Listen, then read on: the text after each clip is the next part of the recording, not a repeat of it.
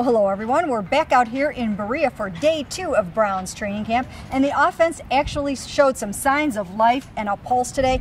Josh McCown had a terrific day, hit Dwayne Bowe with a nice deep pass, and also had a nice long run. Yeah, I thought the offense, really the passing game, looked good. I thought all the quarterbacks, for the most part, had good days today. Definitely highlighted by Josh, though.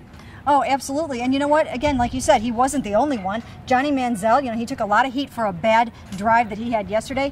He came out here in team drills today, and he hit a number of nice passes. At one point, if you don't count the touch sacks, he was 7 for 7 on 2 series. He hit wide receiver Kevin Cohn with a couple of nice passes. He hit Gary Barnage over the middle with a pass. So I think, I think he's the kind of guy that if he comes out and he has a day like he did yesterday, he's got something to prove the next day. Yeah, and it was definitely a bounce back day for him. He was sharp, and again, but what can you say about McCown? He's impressed coaches with his ability to throw that intermediate and deep ball. And Mary-Kay, I've been out here 4 years. That's probably the best second day I've seen in the offense. And the pass to Bowe may have been the best throw I saw all of last year and the first couple days this year. And you know what? People have been saying this on a consistent basis today, that when he took off and run like that, he's way more athletic than people give him credit for. We were just talking to Barkevius a little bit about his hoop skills and things like that. So, Johnny, Connor, and Thad aren't the only guys around here that can pull the ball in and run with it. And I think that's encouraging for the Browns. But there was a lot of other stuff going on. We did talk to Barkevius Mingo today. He feels a lot better. He really thinks that having 2 arms this year will be much better than 1. Yeah, but I thought it was interesting too, though, that it seems like his role is going to be pretty similar. That he's going to be the guy that kind of drops back in coverage, and he did that, I thought, very well last year.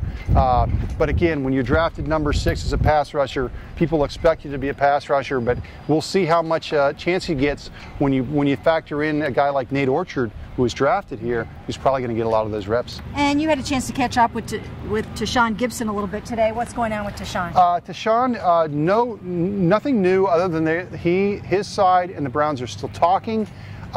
He said that there will be at some point, they will cut it off if they can't get it. You would think before the season would start, but he said no hard deadline. But the other thing he said, that he's optimistic that he's going to be here long term. So that's the first time we've heard him say that in a while. So I don't know if he's hedging anything there, but it was kind of an interesting little chat. Yeah, good for Tashawn. I mean, he's part of what these guys are all calling probably the second best secondary in the NFL, and they need to keep those pieces and parts together for sure. And that's it from Browns training camp in Berea.